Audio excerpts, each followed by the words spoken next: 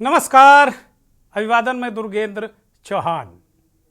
आज बात करेंगे पश्चिम बंगाल के संदेश खाली की, जहां तकरीबन 55 दिनों से फरारी काट रहा मुख्य आरोपी शाहजहां शेख गिरफ्तार हो चुका है और संदेश खाली को लेकर देश में तमाम तरीके की राजनीति हो रही है। लेकिन इन सब के ऊपर ये मसला इतना घृणित है कि कोई भी सरकार 55 दिनों तक ऐसे व्यक्ति को कैसे बचा सकती है, ये अपने आप में बहुत बड़ा प्रश्न चिन्ह है सिस्टम पर, तंत्र पर, सरकारों पर। ममता बनर्जी की सरकार पर संदेश खाली को लेकर कई तरीके के आरोप लग रहे हैं। साख गंवाकर आखिरकार एक्शन में ममता सरकार अब दिखाई दे रही है और कुल मिलाकर जो परिस्थितियां हैं कि क्या एक वो व्यक्ति जिस पर यौन शोषण के तमाम आरोप हों, जमीनें कब्जाने के आरोप हों, ये तो यहां तक कहा गया, वहां के पीड़ितों ने कहा कि 18 से लेकर 40 साल तक की औरतों का इस शेख ने यौन शोषण किया, इसके लोगों ने यौन शोषण किया और सरकारें केवल अपना वोट बैंक बचाने के लिए, सरकार अपना वोट बैंक बचाने के लिए उसे नजरअंदाज करती रही।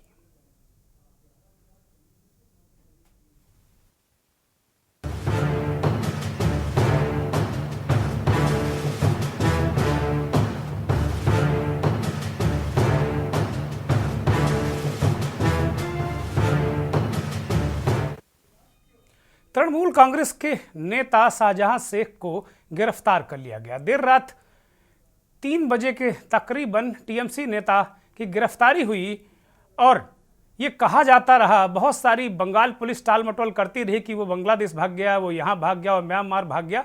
लेकिन आखिरकार उसी संदेश खाली से पश्चिम बंगाल की पुलिस ने शाहजहां शेख को गिरफ्तार किया। तकरीबन 55 दिनों से पुलिस शाहजहां शेख की तलाश कर रही थी। शेख को मीना खान के एक अज्ञात स्थान पर गिरफ्तार किया गया है। शाहजहां शेख पश्चिम बंगाल के संदेश खाली में महिलाओं पर यौन उत्पीड़न, यौन अत्याचार और जमीन हड़पने के गंभीर आरोपों का मुख्य आरोपी है।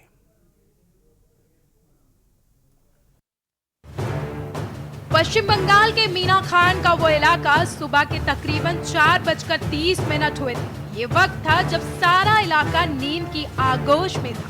इलाके में अगर कोई नींद की आगोश में नहीं था तो वो थे चंद आवारा जानवर और बंगाल पुलिस के जाबाज जवान। पूरी रात 1 तक केवल एक घर पर नजर रखे हुए थे। सूरज के जागने के साथ संदेश खाली में उस घर के आसपास केवल पुलिस के जवान अचानक हरकत में आते हैं और हथियारों के साथ एक के बाद एक जवान घर के अंदर दाखिल हो जाते हैं। पुलिस के जवानों की इस तरह से घर के अंदर दाखिल होने पर वहां पर मौजूद लोग जब तक कुछ आहट पाते या कुछ समझ पाते, पुलिस के चौकन्ने सिपाही एक शख्स को आधी नींद से उठाकर बाहर चले आते हैं। जब पुलिस ने गिरफ्तार किया तो उस शख्स की पहचान करने में ना तो पुलिस ने देर की और ना ही इलाके के उन लोगों ने जो उस वक्त अपने घरों में जाग रहे थे। वो शाहजहां शेख था जो बीते 55 दिनों से कानून और पुलिस के साथ आंख मिचोली खेल रहा था। এবং সেই অভিযোগের ভিত্তিতে নির্দিষ্ট ধারায় মামলা দায়ের করে তদন্ত শুরু হয়। কিন্তু তদন্ত শুরু হওয়ার কিছুদিনের মধ্যেই ইডির তরফে মাননীয় উচ্চ আদালতে সেই তদন্তের উপর একটা স্থগিতাদেশ চাওয়া হয় এবং সেই আর্জি माननीय उच्च अदालत मंजूर करें। टीएमसी का नेता और संदेश खाली का मास्टरमाइंड अब गिरफ्तार हो चुका है। पुलिस शाहजहां को लेकर तकरीबन 5 बजे वसीर घाट थाने पहुंची। जो सातिर बीते 55 दिनों से पुलिस को चकमा दे रहा था, वो उस तारीख की सुबह 5 बजे सलाखों के पीछे था जिस तारीख को उसे कोर्ट में पेश होना था। बुधवार को ही कोलकाता हाई कोर्ट ने साफ कर दिया था कि शाहजहां शेख को पश्चिम बंगाल पुलिस के अलावा सीबीआई और ईडी भी गिरफ्तार कर सकती है। अदालत के आदेश के बाद संदेश खाली के मास्टरमाइंड की इस तरह से हुई गिरफ्तारी से अब सवाल भी उठना शुरू हो गए हैं। সুতরাং ওই মামলায় তদন্ত করা এবং পরবর্তী গ্রেফতার সহ অন্যান্য যে আইনি পদক্ষেপ হয় সেইটা নেয়ার ক্ষেত্রে আমাদের আইনি বাধা ছিল। এরপর যেটা হয় ঘটনাক্রম গত 7, 8, 9 ফেব্রুয়ারি আপনারা জানেন সন্দেশখালীতে কিছু বিচ্ছিন্ন অবাঞ্ছিত ঘটনা ঘটে। সেই ঘটনা ঘটার পর থেকে এখন পর্যন্ত শেখ শাহজাহানের বিরুদ্ধে सबसे चौंकाने वाली बात यह है कि अभी तक जिस शाहजहां शेख के गिरफ्तार तक पहुंचने के लिए बंगाल पुलिस पीछे हट रही थी, लेकिन जैसे ही हाई कोर्ट ने केंद्रीय एजेंसियों के हाथ शेख की गिरफ्तार तक पहुंचने के रास्ते साफ किए, तो फौरन बिना देर किए शाहजहां शेख की कलाइयां कानून की बेड़ियों में जकड़ दी गई।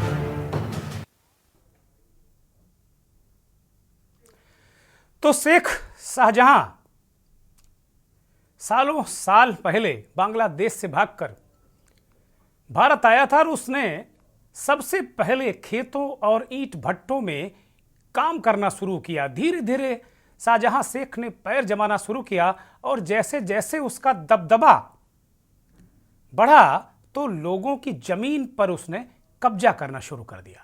देखते ही देखते बंगाल का संदेशखाली शाहजहां की एक तरीके से विरासत जैसा बनता गया, जबकि वो विरासत नहीं थी, वो भाग कर आया था, कि भगोड़ा है वो। संदेशखाली में शाहजहां शेख जहां कई नामों से पुकारा जाने लगा। शाहजहां को भाई, माफिया, रॉबिन हुड, शेख और दादा ये सारे नामों से बुलाया जाने लगा। पश्चिम बंगाल का यही वो इलाका जहां पर शाहजहां शेख के बारे में जब लोग बात करते हैं तो यही नाम उनकी जुबान पर होते हैं। কিন্তু এই মামলাগুলি যে 8ই ফেব্রুয়ারির পর যে মামলাগুলি দায়ের করা হয়েছে, যেখানে শেখ শাহজাহানের নাম এসেছে অভিযুক্ত হিসেবে, সেগুলো প্রত্যেকটাই 2 থেকে 3 বছর আগের ঘটা কিছু ঘটনার ভিত্তিতে অভিযোগ দায়ের করা হয়েছে। ये वही इलाका है जहां पर शाहजहां शेख का दबदबा था, यानी पश्चिम बंगाल का संदेशखाली, और यहीं से गिरफ्तारी भी हुई। शाहजहां शेख ना कोई विधायक है और ना ही कोई सांसद, बावजूद इसके रसूख और नाम कुछ ऐसा है कि जुबान पर नाम आते ही लोगों की बोलती बंद हो जाती है। शाहजहां सालों पहले बांग्लादेश से भागकर भारत आए। इसने सबसे पहले खेतों और ईंटों के भट्टे पर काम किया। शाहजहां ने शुरुआत में नाव और सवारी गाड़ी भी चलाई। 2002 में शाहजहां ने ईंट भट्टों पर काम कर रहे मजदूरों की यूनियन को बनाया। यूनियन में शाहजहां शेख नेता बन गए। शाहजहां शेख सत्ताधारी पार्टी माकपा से जुड़ा। माकपा में शाहजहां की एंट्री नेता मुस्लिम शेख लेकर आए।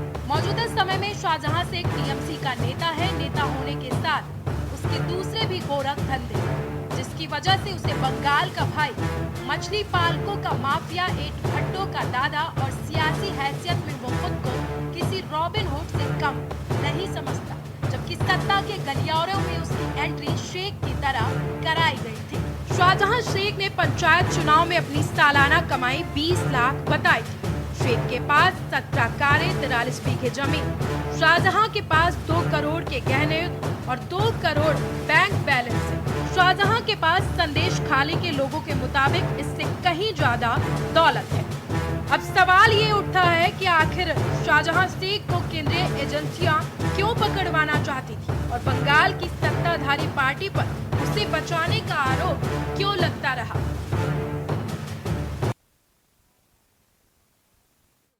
सवाल तो यही उठता है कि शाहजहां शेख को टीएमसी और पश्चिम बंगाल की पुलिस बचा क्यों रही थी? क्या वो इतना बड़ा वोटों का सौदागर है?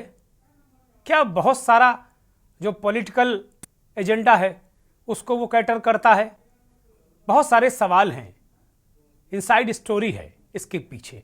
तो अब सवाल यही उठता है कि जो शख्स न केवल सांसद हो, विधायक हो, मान लीजिए सांसद विधायक होता तो होता है, सांसद विधायकों का रसूख, लेकिन वो ना सांसद है ना विधायक है, वो एक भगोड़ा है, एक टपोरी टाइप का आदमी। इतना बड़ा दादा कैसे बन गया? सांसद तो फिर भी इलाके में रसूख रखता है, और एक ऐसा इंसान तो नहीं कहेंगे उसको अब, क्योंकि इसके इतने कुकर्म हैं शाहजहां शेख के कि अब उसकी इंसानियत पर भी सवाल उठने लाजमी है। उसके आगे कोई जुबान नहीं खोलता। ये भी कहा जाता है कि संदेशखाली में शाहजहां शेख का ही सिक्का चलता है और उसका गोरख धंधा भी। वहां पर लोगों की जुबान उस वक्त खुली जब वो कई दिनों से फरारी काट रहा था।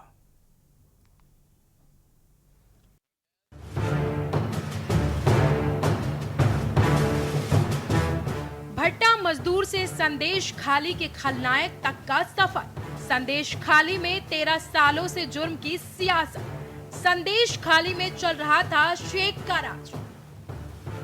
हिंदुस्तान के हद में होने के बावजूद पश्चिम बंगाल के संदेश खाली इलाके में एक जुर्म के दादा की हुकूमत सालों से चल रही थी। इल्जाम यही है कि शाहजहां शेख और उसके गुंडे बीते 13 सालों से महिलाओं की इज्जत को तार तार कर रहे थे। रॉबिनहुड शाहजहां के इशारे पर संदेश खाली की महिलाओं के साथ अत्याचार किए जा रहे थे। वहां की महिलाओं का दावा यहां तक था कि शाहजहां और उसके करीबी महिलाओं को पार्टी के बहाने बुलवाते थे और उनके साथ गलत काम को अंजाम देते थे। संदेश खाली में शाहजहां का गुंडा राज कायम। गांव की गरीब और महिलाओं का यौन शोषण। पार्टी में बैठक के बहाने महिलाओं को बुलाया जाता था। संदेश खाली में शाहजहां शेख पर गरीब लोगों की जमीन को हड़पने का आरोप लगता रहा है। सत्ता के नजदीक जाने के बाद ही शाहजहां ने अपने असली रंग दिखाना शुरू किया था। बताया जा रहा था कि पहले जमीन लीज पर लेता था शाहजहां। तालाब बनाकर मछली और झींगा पालता था। जो किसान खेत लीज पर देने से मना करते थे, उसके खेत में गुंडे खारा पानी भर देते थे। खारे पानी से फसलें खराब हो जाती थी। मजबूरी में किसान को खेत लीज पर देना पड़ता था। 2 साल तक शेख किसान को पैसा देता था, उसके बाद मुकर जाता था। पैसा देना बंद करने के बाद शेख किसानों की जमीन पर जबरन कब्जा कर लेता था। संदेश खाली में शाहजहां का सिक्का चलने लगा था। जो शिकायत करता उसके साथ मारपीट होती थी। संदेश खाली का जो सच सबके सामने आया है, उसने पूरे देश के लोगों को डरा कर रख दिया है। स्पेशल डेस्क के न्यूज इंडिया।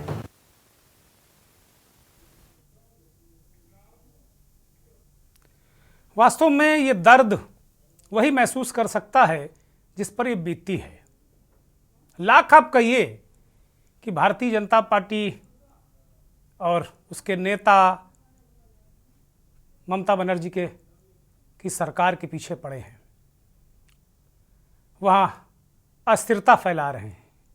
लेकिन सच तो है ये, जो कुछ संदेश खाली में निकल कर आया, अगर बीजेपी के नेता, बीजेपी के लोग अगर इस मुद्दे को नहीं उठाते, बार बार नहीं जाते, हाई कोर्ट, सुप्रीम कोर्ट नहीं करते, तो ये जो कृत्य है ये हो सकता अगले 13 साल तक और चलता रहता।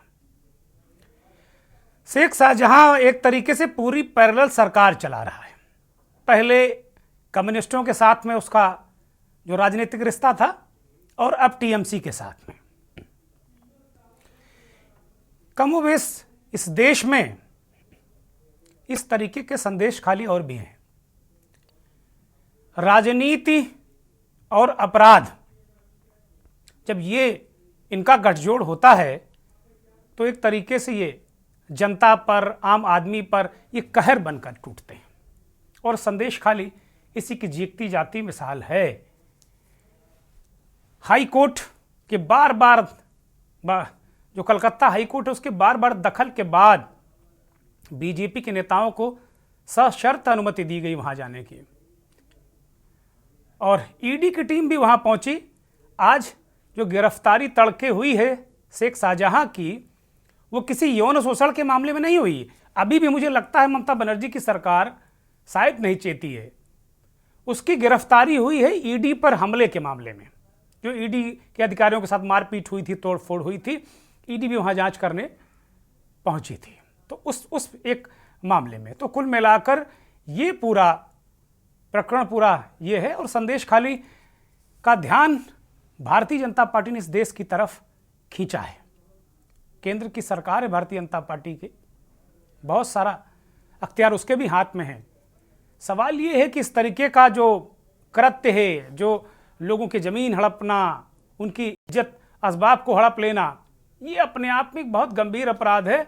और आज़ादी के इतने वर्षों के बाद भी ये अपराध हो रहा है, होता रहा है, ये बहुत चिंता का विषय है। हमारे साथ इस कार्यक्रम को बहुत गहराई से, जो हमारा ये मंथन कार्यक्रम है, इसको बहुत गहराई से दर्शकों के सामने प्रस्तुत करने वाली हमारी सहयोगी संवाददाता सोनम सिंह न्यूज़ रूम से जुड़ी हैं। सोनम हमारे साथ लगातार इस कार्यक्रम में रहेंगी। जफर नकवी भारतीय जनता पार्टी के नेता हैं, वो हमारे साथ जुड़े हैं। जफर भाई स्वागत। अवधेश भार्गव राजनीतिक विश्लेषक, वरिष्ठ पत्रकार, तमाम सामाजिक मसलों पर अपनी बड़ी पैनी राय रखने वाले हमारे साथ बहुत ही अनुभवी पत्रकार जुड़े हुए हैं। और अवधेश चौधरी जी पश्चिम बंगाल के बहुत ही वरिष्ठ पत्रकार हैं, बड़े सम्मानित पत्रकार हैं और समसामयिक मुद्दों पर अवधेश चौधरी अपनी बातें रखते रहते हैं। बहुत स्वागत, बहुत धन्यवाद, बहुत आभार। मंथन की शुरुआत सोनम से करेंगे। सोनम इस पूरे मसले को लगातार फॉलो करती रहे हैं, संदेश खाली को लेकर, और वो बहुत संजीदा भी रही इस मसले को लेकर। लगातार वो डिस्कस करती रही न्यूज़ रूम में, हम लोगों से बात करती, लेकिन ये मसला बड़ा गंभीर है और इसको हम लोगों को लगातार प्रमुखता से उठाना चाहिए। शायद इसीलिए हम लोग इस कार्यक्रम को बहुत मजबूती के साथ में आज सामने लेकर आए। और सच जो इनसाइड स्टोरी है, जो इनसाइडर है, मंथन अमूमन हम राजनीतिक कार्यक्रमों को, राजनीतिक मुद्दों को लेकर करते हैं, लेकिन जब समाज की नींव हिल जाए और राजनीति इस घृणित स्तर पर होने लगे कि साहब अगर वोट बैंक को बचाना है तो किसी को भी बचा लो, किसी को भी बचा लो, तो फिर जाहिर सी बात है कि फिर वो हमारा दायरा वहां आ जाता है। हम पत्रकार हैं और फिर हमारा वो अख्तियार भी हो जाता है। सोनम, इस पूरे मामले में पश्चिम बंगाल 55 दिनों के बाद जागी है, आधा अधूरा जागी है। क्या चीजें बाधा नजर आ रही, क्या चीजें वहां ऐसी रही? एक पत्रकार के तौर पर आपने क्या समझा, क्या जाना, दर्शकों को बताइए। जिस तरह से देखा जा रहा था सर कि ममता बनर्जी की जो सरकार है संदेश खाली को लेकर किनारा काटते हुए दिख रही थी, और अब जब बीजेपी ने प्रमुखता से इसका समर्थन किया और वहां पर महिलाओं के दर्द को सुना और पूरे मीडिया के सामने, पूरे देश के सामने संदेश खाली का सच आया, उसके बाद में अब जब ममता बनर्जी सरकार की साख बजती हुई नहीं दिख रही है, तो ममता बनर्जी सरकार अब एक्शन मोड में दिखाई दे रही है और आनन फानन में शाहजहां शेख की गिरफ्तारी करवाई गई है। वो इसलिए नहीं कि शाहजहां शेख मुजरिम है, बल्कि इसलिए कि उनको कहीं केंद्रीय एजेंसियां खुद गिरफ्तार ना कर लें, इसके लिए उनकी गिरफ्तारी कराई गई है।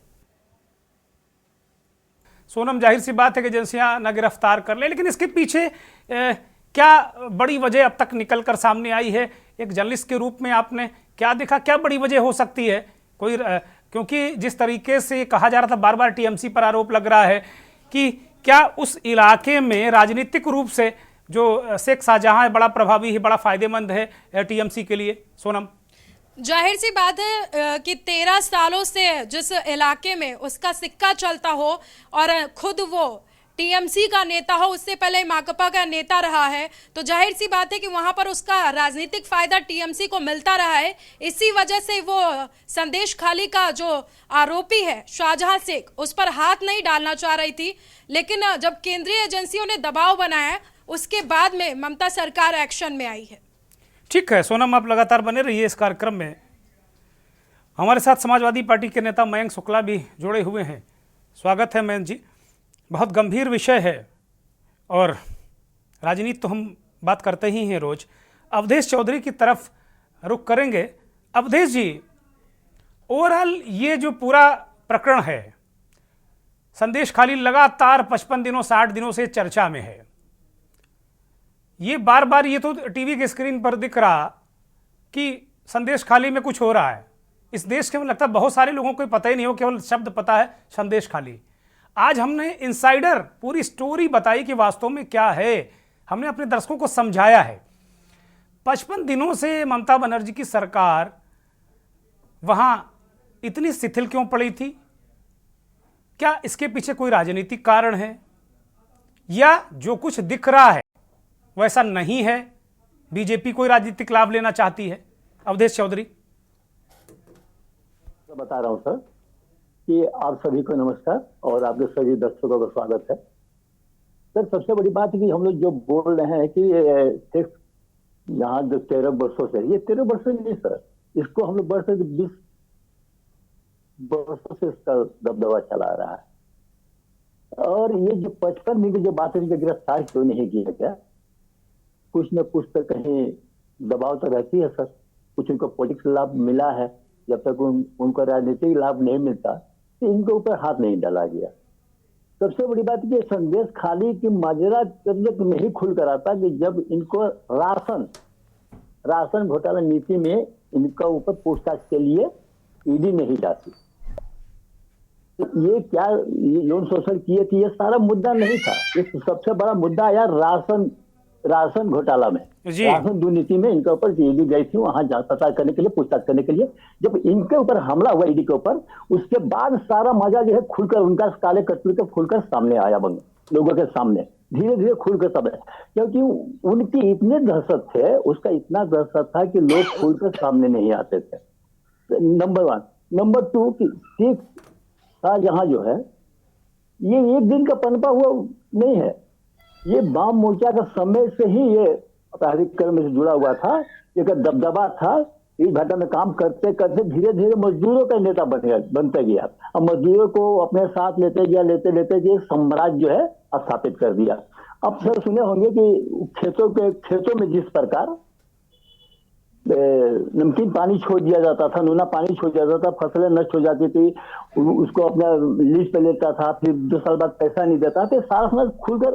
अब महिलाएं जो है, जब महिलाओं को लगा कि हमारे ऊपर कोई संरक्षण मिल रहा है, किसी पार्टी का संरक्षण मिल रहा है, अपराध के साथ ईडी सीबीआई का संरक्षण मिल रहा है, कोर्ट का संरक्षण मिल रहा है, तब वो खुलकर सामने आ रही है, वो खुलकर बोल रही है। लेकिन ये 55 दिन का मसला था, पुलिस इसमें लगी हुई थी। और दूसरी राजनीतिक पार्टियों को लग रहा था कि पुलिस नहीं जाके, पुलिस अपनी खोजबीन में लगी हुई थी, जो कि हर राजनीतिक दल के लोग वहां जाना चाहते थे। तो पुलिस जिस नहीं जानती कि वहां पर और भी जो 144 लगाकर पहले रोक लेती थी कि अगर वहां गांव में एंट्री करते हैं तो और भी झमेला बढ़ सकता था। तो पुलिस अपने कोर्ट को इसमें शामिल होना पड़ा। बीजेपी ने कोर्ट की तरफ मुख किया कि पुलिस कोई कार्रवाई नहीं कर रही है, तो कोर्ट अपना फैसला दिया कि जल्द से जल्द उसको गिरफ्तार किया जाए। तो सुने होंगे सर आप लोग कि कोर्ट के आदेश के बाद ही टीएमसी के प्रवक्ता ने कहा कि 7 दिन के अंदर जो है उसको गिरफ्तार कर लिया जाएगा। और देखिए 7 दिन के अंदर ही कल सुबह 4:30 में उसको एक मकान से पुलिस ने गिरफ्तार कर ली। लेकिन सबसे बड़ी बात है, कहीं ना कहीं तो सर आप सभी जानते हैं कि सिर्फ बंगाल में ही नहीं बहुत ऐसे जगह है कि जहां पर अपराधियों को राजनीतिक संरक्षण प्राप्त है। ठीक बात है, बड़ी महत्वपूर्ण बात चौधरी जी ने कही। एक ब्रेक के लिए जा रहा हूं। वास्तव में शेख शाहजहां जैसे लोग जब राजनीति का संरक्षण पाते हैं तो ऐसे ही आम जनता पर अत्याचार करते हैं। और ये अकेला नहीं है, अभी आप देखेंगे इस देश में बहुत सारे शेख शाहजहां हैं जो राजनीति की वजह से एक तरीके से रक्त बीज की तरह फैल रहे हैं। गैंग्स ऑफ शाहजहां, इस तरीके के शाहजहां बहुत सारे हैं और उनके प्यादे भी बहुत सारे हैं इस देश में। वो केवल संदेश खाली के शाहजहां भर से कार्रवाई करने से काम नहीं चलने वाला। अभी भी वास्तव में राशन घोटाला, जैसा कि अभी अवधेश चौधरी बंगाल के पत्रकार हैं, उन्होंने कहा कि राशन घोटाले के लिए अगर ईडी नहीं जाती तो ये पूरा मामला ही नहीं खुलता। आप देखिए वो आदमी सरकारों के संरक्षण में, राजनीतिक पार्टियों के संरक्षण में राशन माफिया, लैंड माफिया, और फिर वो लोगों को तंग करने लगा। हमारे साथ बहुत ही वरिष्ठ पत्रकार अवधेश भार्गव जी लगातार जुड़े हुए हैं।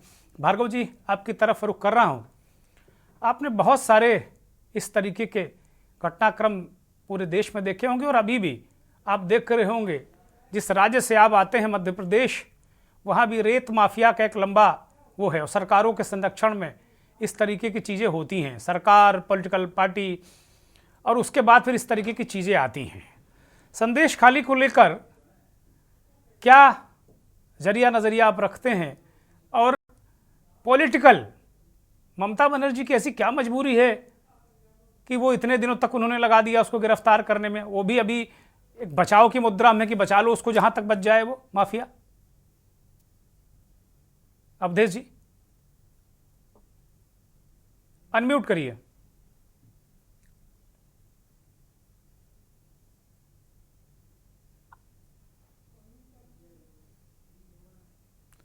अवधेश जी हम सुन नहीं पा रहे हैं आपको, कृपया अनम्यूट करिए।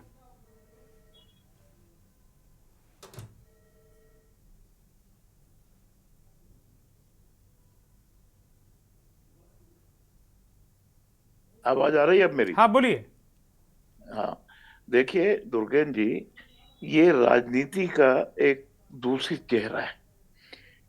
आपको पता है कि लेबर जंक्शन होती है, जिसको पीठा कहा जाता है, जहाँ सारे मजदूर इकट्ठा होते हैं। जी जिसे भी मजदूरों की जरूरत होती है वहां से वो ले जाता है। जब भी कोई राजनीतिक नेता आता है, उनकी भीड़ जुटाने के लिए कुछ ठेकेदार पाले जाते हैं जो जाकर मजदूरों को ले आते हैं, उनको रोजंदारी देते हैं और भीड़ बढ़ा देते हैं। तो शेख शाहजहां इस देश में बहुत सारे पैदा हुए, और राजनीतिक दलों की ये मजबूरी है कि उन्हें रखना है, नहीं तो उन्हें भीड़ कहां से मिलेगी।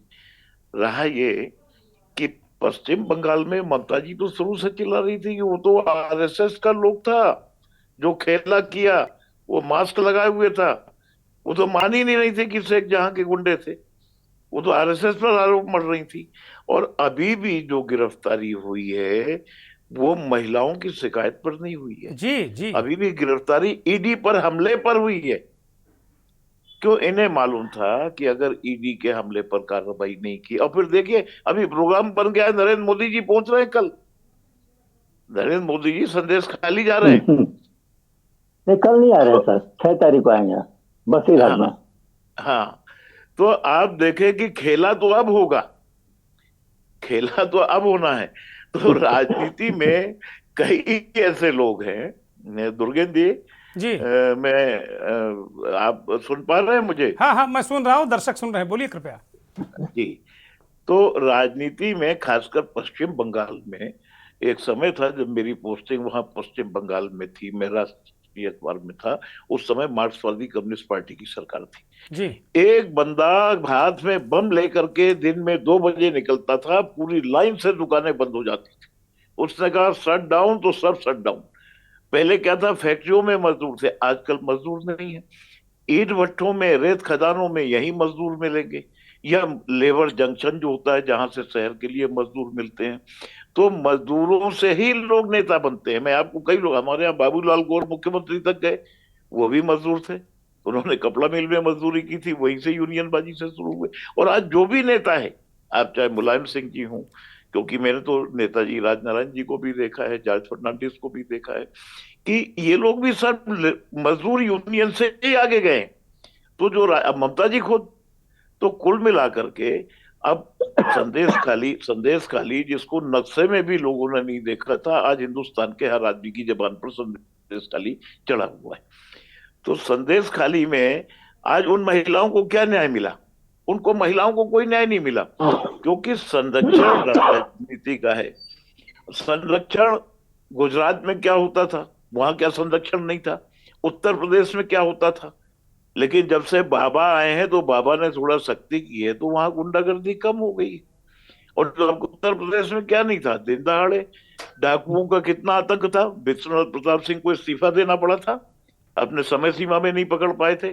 तो ये सब राजनीति के पाले हुए लाड़ले लोग हैं, और जो लाडला होता है उस पर कार्रवाई तो बड़ा मुश्किल होती है, उस पर कार्रवाई नहीं की जा सकती। कार्रवाई तब अभी भी कार्रवाई जो हो रही है, आप देखेंगे ये ठोस कार्रवाई नहीं होगी। दुर्गेंद्र जी मेरी बात को नोट कर लीजिएगा। जी जी क्योंकि पश्चिम बंगाल में सरकार टीएमसी की है। टीएमसी कभी भी अपने बंदे को, अपने पृष्ठभूमि को नुकसान नहीं पहुंचाएगी, अभी भी वो बचाएंगे।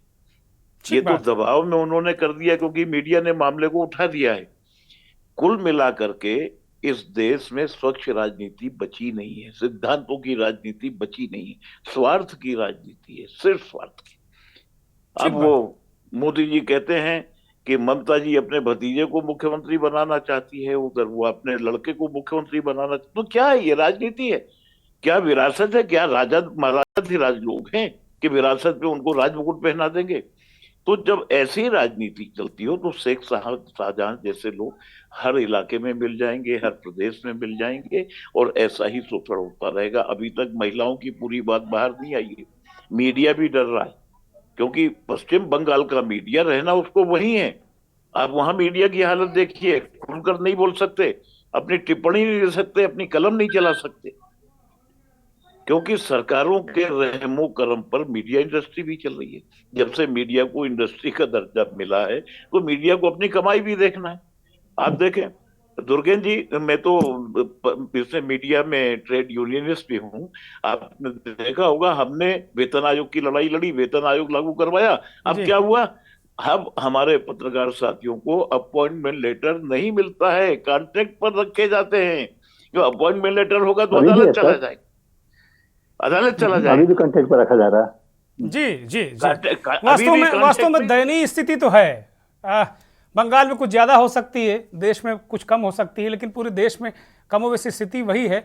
लेकिन इस तरीके की चीज़ें, मयंक शुक्ला, एक छोटी सी टिप्पणी मैं चाहता हूं, क्योंकि आप भी एक तरीके से बीजेपी के विपक्ष के नेता हैं। क्या नैतिक रूप से इस तरीके के लोगों को संरक्षण देना चाहिए क्या? क्योंकि अभी अवधेश जी ने एक इशारा किया कि भाई आपकी सरकारें भी रहती थी तो बहुत माफिया गुंडे उनको संरक्षण मिलता रहता था, और बाबा की सरकार आ गई तो बड़ा अच्छा माहौल हो गया है। मैं इस पर उस पर नहीं जाता कि बाबा की सरकार में बहुत अच्छा है, अखिलेश यादव की सरकार में बहुत खराब था। इस तरीके की चीज़ें जो शेख शाहजहां जैसे लोग, क्या अब इनके दम पर राजनीति की जाएगी क्या, या की जानी चाहिए क्या? मयंक शुक्ला। देखिए, आदरणीय अभी जो बोल रहे थे, उन्होंने कहा कि विश्वनाथ प्रताप सिंह जी के समय में डाकू हुआ करते थे। मुझे पता नहीं ऐसा क्यों लग रहा है कि ये सीधे उसके बाद से आज जागे हैं बीच के, क्योंकि जब विकास होता है तो इंफ्रास्ट्रक्चर बढ़ता है, टेक्नोलॉजी बढ़ती है। उस जमाने में जो परिस्थितियां थी डाकुओं की, वो आज नहीं है। मगर मैं अगर उत्तर प्रदेश की बात करूं तो योगी आदित्यनाथ जी के संरक्षण प्राप्त जो अपराधी हैं वो इस कदर बेलगाम है कि पूरे प्रदेश में खनन अपने चरम पर है। साथ ही साथ अगर हम बात करेंगे अपराध की, तो महिला अपराध में उत्तर प्रदेश नंबर 1 हो गया है। तो मुझे एक बात समझ में नहीं आती है कि किस प्रकार से लोग कहते हैं कि उत्तर प्रदेश अपराध मुक्त हो गया है। इसके बाद अगर मैं बात करूंगा, जो भी सत्ता संरक्षण प्राप्त कर लेता है वो एकदम से वॉशिंग मशीन में धुल के साफ हो जाता है। सीबीआई, ईडी उससे दूर हो जाते हैं। और जैसे ही चुनाव आता है, अब तो ये पता चलता है जब विपक्ष के नेताओं पे नोटिस जाने लगता है तो इस बात का पता चलता है कि अब चुनाव आ गया है, ताकि भारतीय जनता पार्टी की, जो पहले सीबीआई को लोग भारतीय जनता पार्टी के लोग कहते थे कांग्रेस ब्यूरो ऑफ इन्वेस्टिगेशन, तो मुझे लगता है अब वो हो गया communal bureau of investigation Bharatiya Janata party का। वो इसी प्रकार से काम कर रहे हैं, सारा द्वेष भाव से काम होता है। सीबीआई की नोटिस से पता चलता है कि अब चुनाव बेहद नजदीक आ गए हैं और विपक्ष को अब हमें परेशान करना है। जैसे ही कोई भाजपा में जाता है वो साफ हो जाता है। ऐसी कौन सी मशीन है भारतीय जनता पार्टी के पास? अमित शाह जी को आप बात कर रहे थे थोड़ी देर पहले, मैं सुन रहा था। अमित शाह जी जब तड़ीपार रहे तब उनको जो समय काटा उन्होंने, वो आज तो सरकार में है, आज वो समय थोड़ी ना है उनका। आज वो विधायकों की खरीद फरोख्त कर रहे हैं खुलेआम प्रदेश में और सब जगह सरकारें बना बिगड़ रहे हैं। अल्पमत की सरकार को भी पूर्ण मत की बहुमत की बना दे रहे हैं। तो ये सब क्या हो रहा है? इससे नैतिकता की तो कोई स्थान रह नहीं गया मुझे लगता है भारतीय जनता पार्टी में।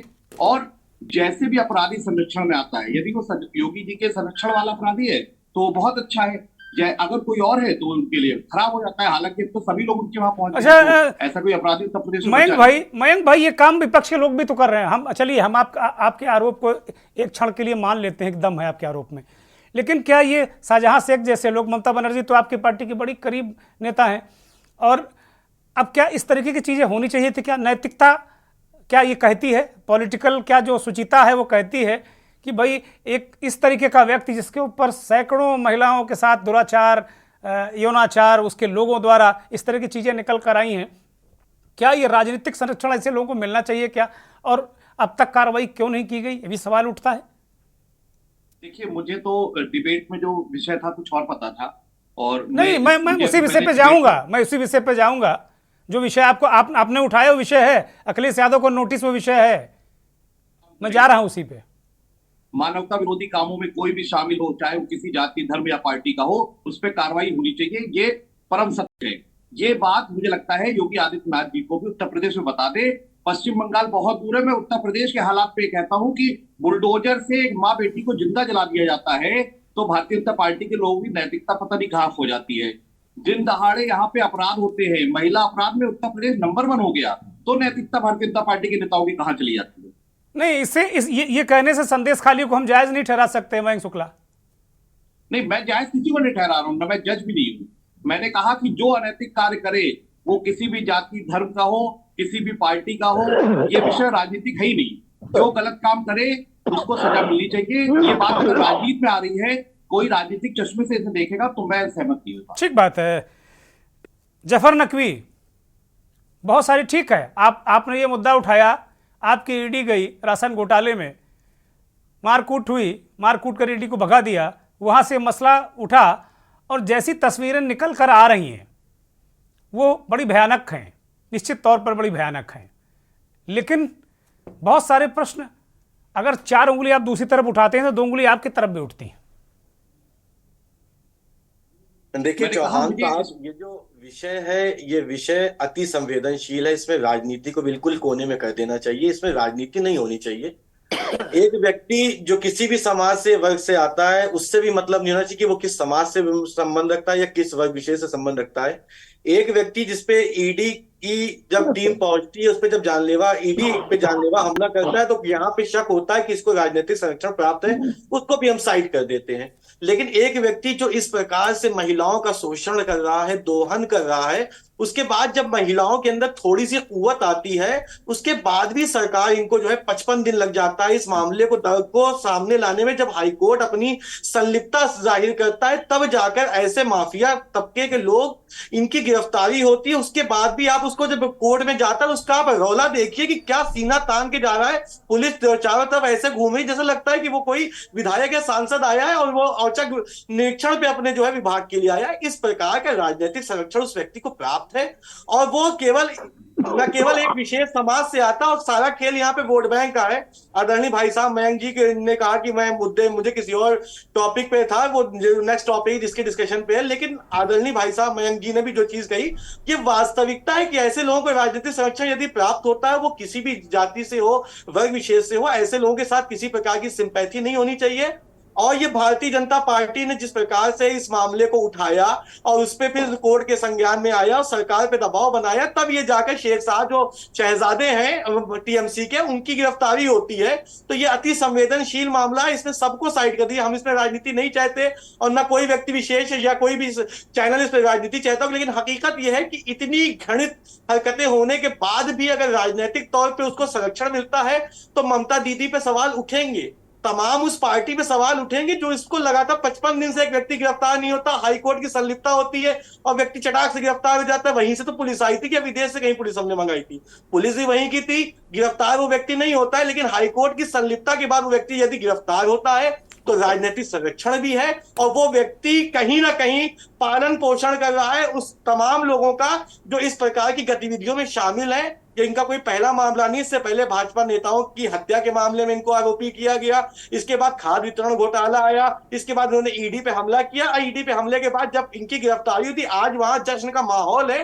कुछ मीडिया चैनल्स के द्वारा आप फोटोग्राफ देखिए, लोग जश्न मना रहे, वो महिलाएं अपने आप को अब सुरक्षित महसूस कर रही हैं कि ऐसी गतिविधि के बाद उनके अंदर थोड़ा हौसला हिम्मत आई। जब कोर्ट का हस्तक्षेप होता है तो ये चिंता का विषय है पश्चिम बंगाल की तमाम लोगों की, और एक महिला मुख्यमंत्री होने के बाद महिलाओं का शोषण और दोहन होता है तो यकीनन ये अति निंदनीय कृत है। इस पे किसी प्रकार की राजनीति का न कोई स्वरूप है न बन सकता। ठीक है, ठीक है। मयंक जी कुछ कहना चाह रहे हैं, बोलिए मयंक जी।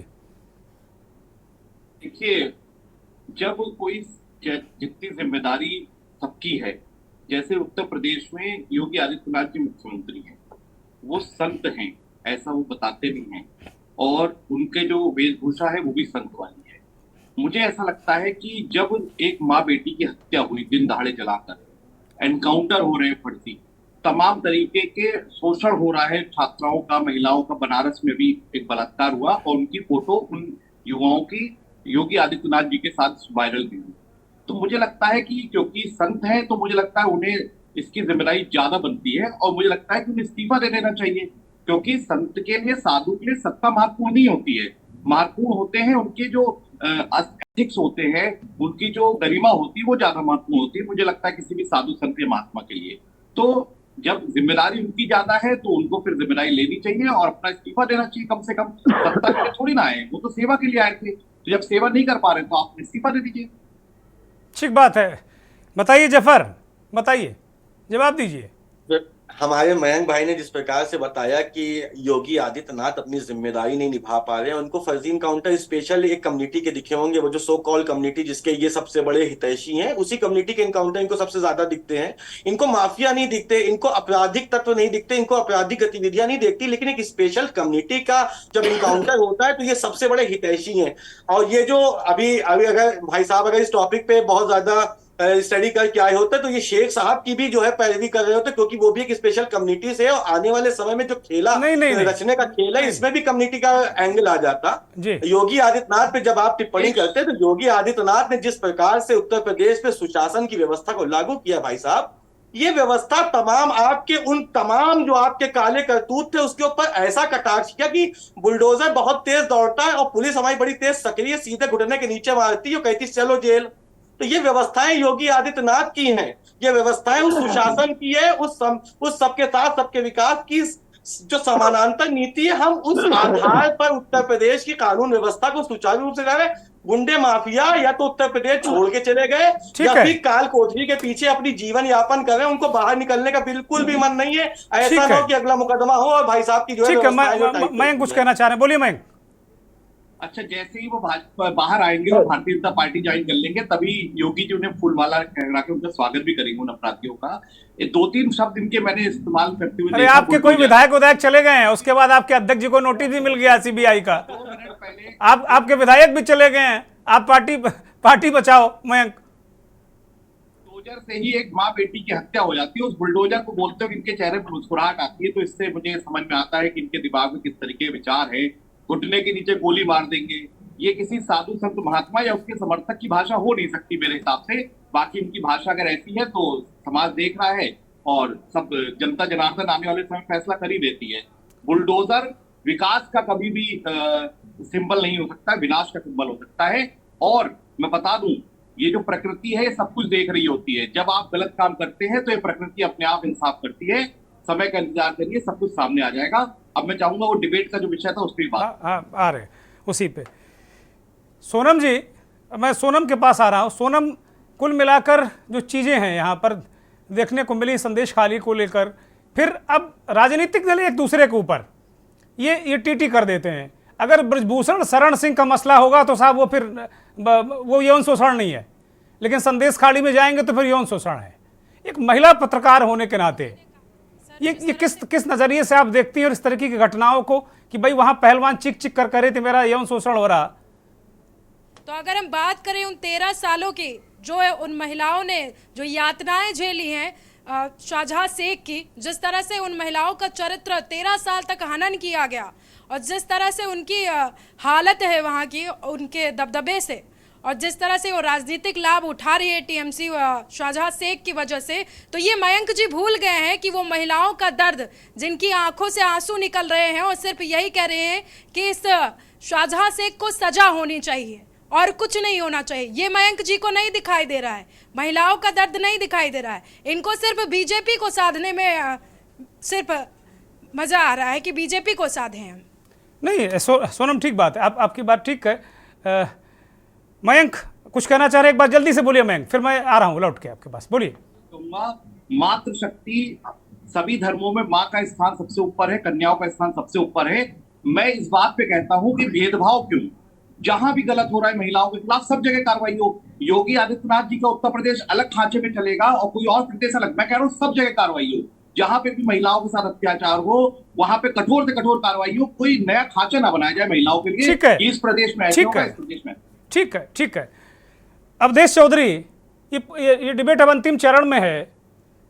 क्या ये ऐसा होना चाहिए कि साहब अगर आपकी पार्टी का आदमी फंस गया तो फिर महिला उत्पीड़न नहीं हुआ, अगर दूसरी की पार्टी का आदमी महिला उत्पीड़न कर रहा है, हम तो मान रहे हैं कि दोनों कर रहे हैं, लेकिन बस बचाने की होड़ है। सर, इस तरह की जिस संदेश खाली, चाहे सिंगूर हो चाहे अन्य दूसरे राज्यों में महिलाओं के साथ अत्याचार, उनके साथ शोषण होता है, ये निंदनीय है। ऐसा नहीं होना चाहिए। किसी भी दल को इस पर किसी का समर्थन नहीं करना चाहिए, अपराधियों का समर्थन नहीं करना चाहिए, इनका विरोध करना चाहिए, क्योंकि महिलाएं सिर्फ एक राजनीतिक पार्टी की नहीं है, वो हमारी भी माँ हो सकती है, हमारी भी बहन हो सकती है, हमारी भी बेटी हो सकती है, जिनके साथ शोषण हुआ है। लेकिन ये शेख शाहजहां का हमको बार बार हम लोग ले रहे हैं, तो ये मत समझिए कि सिर्फ टीएमसी हुआ, ये वाम मोर्चा के शासन काल में भी हुआ है। आपने सुना होगा कि सिंगुर आंदोलन जब हुआ था नंदीग्राम, तो उसमें एक लड़की के साथ बलात्कार हुआ था, जिंदा जला दिया गया था सिंगुर में। उसमें ममता बनर्जी ने संघर्ष किया था सिंगुर नंदीग्राम को बचाने के लिए, उस समय भी किसानों से जमीन छीना गया था। ठीक है, ये बात है सर। ठीक है। वास्तव में क्या है कि जो सरकार में रहता है उसको कुछ दिखाई नहीं देता, वो कुछ भी करता है, कहीं भी कुछ भी। राजनीतिक हित साधने के लिए सरकारों का इस्तेमाल लोग करते हैं, पार्टियों का इस्तेमाल करते हैं, नेता संरक्षण देते हैं। मयंक, आपके राष्ट्रीय अध्यक्ष जी को सीबीआई ने नोटिस दिया है, वो कह रहे हैं हम दिल्ली नहीं जाएंगे। क्या दिक्कत है, जाके वहां बता दें कि हमने कुछ नहीं किया है। बड़ी अच्छी बात कही आपने कि दिल्ली नहीं जाएंगे। आप एक बात का जवाब मुझे लगता है कि सबको देना चाहिए कि सीबीआई की बात कर रहे हैं। मैंने अभी बताया था कम्युनल ब्यूरो ऑफ इन्वेस्टिगेशन हो गया है। जब अब तो ये समझ में आने लगा है कि जब सीबीआई के नोटिस जारी होते हैं तो ये स्पष्ट होने लगता है कि चुनाव बेहद नजदीक है, इसकी तारीखें आने वाली हैं। जब 7 साल से कोई मामला चल रहा है, जब चुनाव आता है तो एकदम से ऐसा क्या हो जाता है कि सीबीआई एकदम से परेशान हो जाती है, राष्ट्रीय अध्यक्ष को नोटिस भेजने लगती है। ये स्पष्ट रूप से द्वेषपूर्ण कार्रवाई है। और मुझे एक बात और समझ में नहीं आती है कि क्यों जो भारतीय जनता पार्टी के नेता है तमाम घोटालों में फंसे हुए, पिछले 2017 से 22 की सरकार में भारतीय जनता पार्टी ने अपने खुद कई मंत्रियों को घोटालेबाजी और भ्रष्टाचार के नाम पे हटाया था। ये बात दूसरी है कि 22 में सरकार आने के बाद फिर वही लोग मंत्री बने हुए हैं। सीबीआई यहाँ क्या कर रही है? सीबीआई क्या सिर्फ एक पपेट बन के रह गई है सरकार का? ये बात भी स्पष्ट होनी चाहिए कि सीबीआई के अपने क्रियाकलापों पे सही से है। सीबीआई, ईडी और इनकम टैक्स सिर्फ और सिर्फ सरकार का एक मोहरा बन के रह गए हैं। ये अपने मूल भाव से, मूल स्वभाव से दूर हो गए। जफर जल्दी से 20 सेकंड में जवाब दीजिए। मैं आ रहा हूं चौधरी जी, बहुत जल्दी, वक्त नहीं है। जफर 20 सेकंड। टिप्पणी कर रहे थे, योगी जी पे टिप्पणी कर रहे थे। मैं भाई साहब को याद दिला दूं, स्वर्गीय मुलायम सिंह यादव जी ने एक बहुत अच्छा बयान दिया था, गलतियां बच्चों से हो जाती हैं। तो इस प्रकार की टिप्पणी करने से पहले 100 बार सोचा कीजिए कि टिप्पणी कर रहे हैं तो पूर्ववर्ती जो आपके बयान है उनकी भी आलोचनाएं आ सकती हैं। दूसरी बात जो सीबीआई पे आ जाइए, सीबीआई पे आ जाइए। नेताजी अब गए दुनिया से, सीबीआई पे आ जाइए। और गूगल करके भी ईडी सीबीआई की बात जो आप कह रहे हैं लग रहा होगा, लेकिन दिल्ली अगर चले जाते, भाई साहब नहीं गए तो अब उन्होंने कहा कि वीडियो कॉन्फ्रेंसिंग से होंगे, तो अगर बतौर गवाह उनको बुलाया जाए, चले जाने दीजिए। क्यों आप लोग इतना वहां आक्रोशित हो जाते हैं छोटी छोटी बातों से? कम से कम थोड़ा सा घूम टहलिएगा, इसी बहाने दिल्ली हो आया करें। ऐसे जो घर के अंदर से ट्विटर राजनीति करे, कम से कम थोड़ा बहुत घूम लेने दिया कि इसी बहाने दिल्ली घूम आए। तो फिलहाल ईडी और सीबीआई को आप गलत मत समझिए। ईडी सीबीआई तमाम उन लोगों के पास जाएगी जो इस प्रकार के कल्प्रिट हैं, उन तक पहुंचेगी। और अगर हमारी पार्टी के भी कल्प्रिट है तो उनकी भी जांच चल रही है, वो बंद नहीं हो देखिए मयंक जी, ईडी गई और संदेश खाली खुल गया। ईडी ने खोला संदेश खाली। मयंक जी है कि थोड़ा सा ठीक करना चाहिए भाजपा के प्रवक्ता को। सर एक बात, पहली बात तो राष्ट्रीय अध्यक्ष जी को गवाह के रूप में नोटिस आया है, ये इन्हें पता होना चाहिए। गवाह में और कल्प्रिट में फर्क होता है। शब्द को सोच समझ के बोलना चाहिए, क्योंकि ये आपको पूरा समाज देख रहा है, इतने बड़े चैनल पे आप बैठे हैं। मेरा कहना यह है कि भारतीय जनता पार्टी का जो वॉशिंग मशीन है, उसमें से जो लोग नेता लोग निकल रहे हैं, जो गुनहगार हैं, जो गवाह नहीं है, जो गुनहगार हैं, उनका क्या हो रहा है? जो समाजवादी पार्टी या अन्य विपक्षी दलों से तमाम नेता भाजपा में जा रहे हैं, जिन पे तमाम तरीके के आरोप थे, जिन पे जांचें चल रही थी, उनको कौन सा व्हाइट वॉश करके उन्हें साफ किया जा रहा है? ये थोड़ा सा सामान्य ज्ञान दे दे तो जो और भी लोग हैं वो थोड़ी जानकारी कर ले, उनका सामान्य ज्ञान ठीक हो जाएगा। कम से कम समाज को ये तो पता चले कि Bharatiya Janata party operation lotus के नाम पे विधायकों को फरोख्त करती है, अल्पमत की सरकार पूर्णमत की बना लेती है। इस काम में जो एक्सपर्ट है अमित शाह जी, ठीक है। अब वक्त नहीं है मयंक भाई, सॉरी मयंक भाई। अब चौधरी जी बहुत जल्दी में 5 सेकंड केवल बोलिए। एक्चुअली सबका मयंक जी का भी डिबेट सुन रहा था, नवी बीजेपी का सुन रहा था। तब सबसे बड़ी बात है कि ईडी और सीबीआई पे जब चर्चा तो लोग बोलते हैं सरकार का है। तो सर जब लालू जी के ऊपर सीबीआई ने छापा मार अरेस्ट किया था, तो उस टाइम ना बीजेपी थी ना किसी, कांग्रेस ने सत्ता मंगवाई थी। बंगाल में जब नागा सादा कांड पर, जो सादा कांड पर जो हुआ था, उसमें कांग्रेस ने सीबीआई करवाया था कोर्ट। सबसे बड़ी बात है कि अगर सीबीआई और ईडी सरकार के इशारे पर काम करती है तो ये विपक्षी लोग कोर्ट में जाकर वोट क्यों नहीं करती है? ठीक है, ठीक है, ठीक है। अवधेश भार्गव जी 10 सेकंड में अंतिम टिप्पणी। ठीक है चौधरी जी। अवधेश भार्गव जी देखिए, नेताजी को अगर दिल्ली बुला रहे हैं या सीबीआई नोटिस जारी किया और उन्हें मालूम है कि वो निर्दोष हैं, तो जाने में क्या तकलीफ है? उनकी गरिमा बढ़ती है। दोषी तो है ही नहीं ना वो, इन्हें बताइए तो। वो गवाह हैं, वो कह रहे गवाह हैं, वो कह रहे भाई हमसे यहाँ आके लखनऊ पूछ लो, आके वीडियो कॉन्फ्रेंसिंग कर लो, अब आप टॉर्चर कर रहे हो मेंटली, वो ये कह रहे हैं। नहीं आप गवाह हैं, मान लीजिए आपको कोई दस्तावेज, और ये होता है कि भाई अब ईडी खेलो, सीबीआई खेलो, ममता जी भी वही बात कहती हैं और अखिलेश जी को भी इसी तरह तंग कर रहे हैं। वो सवाल है। अवधेश जी चले गए मुझे लग रहा है। ठीक है, बहुत शुक्रिया, बहुत शुक्रिया जफर भाई, अवधेश जी, अवधेश चौधरी जी और मयंक शुक्ला जी, बहुत धन्यवाद, बहुत आभार आप सभी का, बहुत आभार करोड़ों दर्शकों का जो के न्यूज़ को देखते हैं, हमारे इस खास कार्यक्रम मंथन को देखते हैं। संदेश खाली जैसे घटनाक्रम इसलिए होते हैं कि राजनीतिक संरक्षण होता है और इससे कोई दल शायद ही अछूता हो, कुछ कम कुछ ज़्यादा। यहाँ बीजेपी ने मुद्दा उठाया है और कहीं दूसरे दल उठाते हैं तो उंगलियां बीजेपी की तरफ भी उठती हैं, लेकिन सवाल ओवरऑल समाज का है, पूरी राजनीति का है। राजनीति में ये सैद्धांतिक रूप से कहा जाता है कि धवल और सुचिता की राजनीति होनी चाहिए, लेकिन राजनीति इस बात के लिए नहीं होनी चाहिए कि शेख शाहजहां जैसे जो लोग हैं, माफिया हैं, दुराचारी हैं, ये हर जगह हैं, हर राज्य में हैं, और कमोवेश लगभग अपवादों को छोड़ दिया जाए तो सब राजनीतिक दल डूबे हुए हैं इस तरह के लोगों के साथ में। जनता को तय करना चाहिए, आने वाला चुनाव आ रहा है 2024 का, जनता तय करे कि हम इस तरीके के लोगों के दबाव में वोट नहीं देंगे। इस तरीके के खराब गंदे लोग अगर टिकट लेकर किसी दल का आ गए तो उनको वोट नहीं देंगे। तो मुझे लगता है फिर संदेश खाली जैसा दंश और त्रास आप सबको नहीं सहना पड़ेगा। बहुत बहुत धन्यवाद, नमस्कार।